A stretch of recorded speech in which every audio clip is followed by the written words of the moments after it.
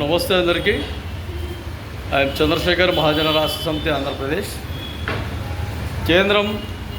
కేంద్రంలో ఉండే రాజకీయం, ప్రతిపక్ష నాయకత్వం రాహుల్ గాంధీ గారు ఒక బలమైన నిర్ణయాలు తీసుకోకపోవడం అనేది, కేంద్ర ప్రభుత్వం వాళ్ళ ఇష్టానుసారంగా వాళ్ళు మాట్లాడడం అనేది, కేంద్రంలో కాంగ్రెస్ పార్టీ కొన్ని ఏళ్ల నుండి ఎన్నో విధాలుగా బలమైన పార్టీగా చెప్పుకుంటూ నేడు 3 సార్లు ప్రధానమంత్రిగా ఎన్నికైన మోదీ గారి ప్రభావం వేరే దేశాలలో ఈ దేశంలో ఎక్కువ ఉందన్న అభిప్రాయాలు, మోదీ గారి నాయకత్వంలో బలోపేతమైన నాయకత్వం ఉంది అనే ఆలోచన, మరి ఎక్కడ కూడా ఓటింగ్లో కానీ లేదంటే ఎక్కడ ఏ విధంగా అయితే పాలన సాగుతుంది అన్న ఆలోచనలలో కానీ రకరకాలుగా ఎక్కడ కూడా ఫేస్ టు ఫేస్ ఖండించే విధంగా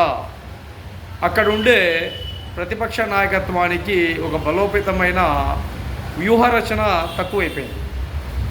ఎందుకు తక్కువైపోయింది, ఏంటి విషయం అని ఆలోచన చేస్తే క్లారిటీగా కాంగ్రెస్ పార్టీలో ఉండే ఒక ఇండియా కూటమి అని చెప్పుకునే వ్యక్తులు చాలా వరకు రాహుల్ గాంధీ గారి నాయకత్వాన్ని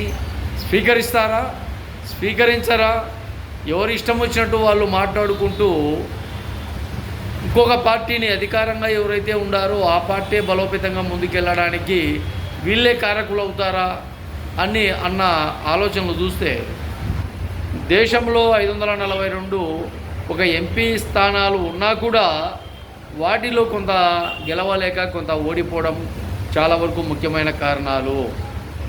ఎంపీ స్థానాలు ఎప్పుడైతే ఒక పార్టీకి బలోపేతంగా నిలబడతాయో అప్పుడే రాజ్యం చాలా వరకు బలోపేతంగా ఉంది.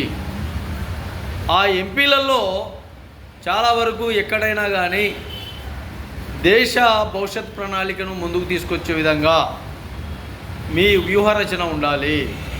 మీరు పార్లమెంటు లోక్సభ రాజ్యసభ ఎంతసేపు మాట్లాడుకుంటున్నా కూడా పక్కదారి పట్టించే విధానాలతోనే మాట్లాడుకుంటున్నారు తప్ప దేశాన్ని బలోపేతం చేయాలా అన్న ఆలోచనలు మాత్రం మీ దగ్గర తక్కువ ఉన్నాయి. బాగా గమనించండి. కేంద్ర విధి విధానాలు అధికారం కావచ్చు, అనధికారం కావచ్చు, బలోపేతమైన నాయకత్వాన్ని ప్రదర్శించే విధంగా ఉండాలని తెలియజేస్తాను.